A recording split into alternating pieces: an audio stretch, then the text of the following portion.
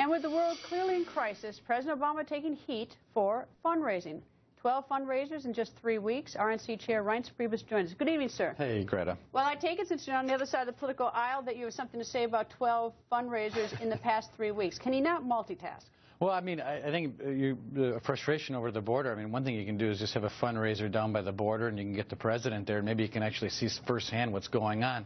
Not being tongue-in-cheek, obviously, but, you know, I don't know what it takes to actually engage the president. And some of this frustration I know that you have and other people have, you do at some point. I mean, granted, we've got a speaker that's a Republican, a majority leader that's a Democrat. If you had a president, though, that would engage, that would bring people together, that would knock heads together, I just think that this president is, unfortunately, he's bizarrely aloof, I think, to the world around him. I mean, you have 300 people nearly that get shot out of the sky.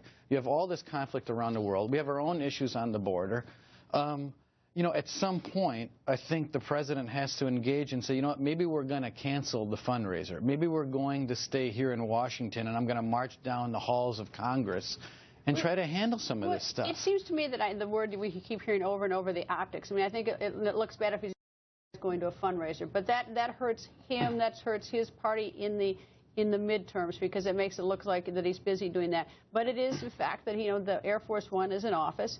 President Bush in 2004, when 200 people died. This, Greta. Well, I was people would have been fired in Bush's administration if a plane went down with almost 300 people on it and instead he went golfing. I mean, but he went to a fundraiser insanity. in 2004 when 200 people died in a train in Madrid as a result of terrorism. So, Well, I mean, my point is that others have done it. Is this any different?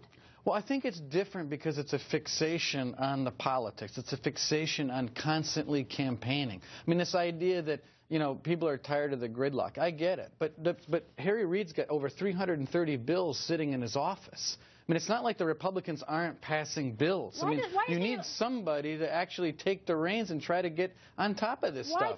So we have a president. You may be the wrong party to ask, but why doesn't Harry Reid put him on the floor? If he doesn't like him, let him get defeated. The bills, I mean, like, at least get a vote, because the problem you have with Senator Harry Reid is he has a pocket veto.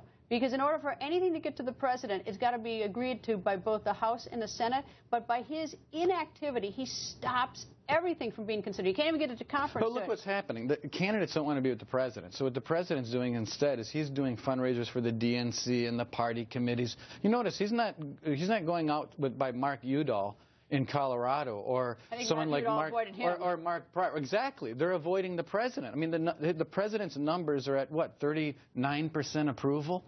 So that all he is doing is raising money, because that's all he can do. All right, I have 30 seconds. It doesn't go unnoticed that you and Senator Rand Paul have sort of gone into an area where we typically don't see Republicans, which is the Urban League today. I assume this is a new strategy in the Republican Party? Well, I think we have to show up. We have to earn trust, and I think it's about time that the party reclaims our rightful history of the party of equal opportunity, freedom. And that's what our party is. I mean, we're the party of equality and freedom. It's the other party that has a shameful history. But you wouldn't know it because we don't talk about it. But it's about time we fight for every vote in this country, and that's what we're doing. Mr. Chairman, nice to see you, sir. Thank you, Greta. And the